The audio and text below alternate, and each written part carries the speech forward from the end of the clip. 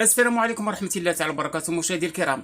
وأخيرا شيبا يكشف لائحة منتخب U17 في المونديال. كشف سعيد شيبا مدرب المنتخب لأقل من 17 سنة عن اللائحة النهائية للاعبين الذين سيشاركون في نهائية كأس العالم التي ستجرى بأندونيسيا في الفترة الممتدة ما بين 10 نوفمبر الجاري وجوج دجنبر المقبل. وتضم اللائحة النهائية التي أماط عنها اللسان ربان المنتخب الوطني لأقل من 17 سنة 21 لاعبا. وكانت بعثة المنتخب الوطني لأقل من 17 سنة قد حلت أمس بأندونيسيا تحسبا لمشاركة النخبة الوطنية في هذه المنافسة. مشاهدي الكرام، نتمناو الفريق ديالنا يوصلنا لمراتب متقدمة، ولما لا إحراز اللقب.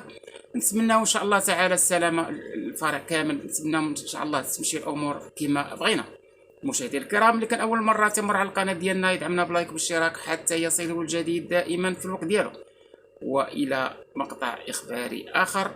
وعاشت فلسطين.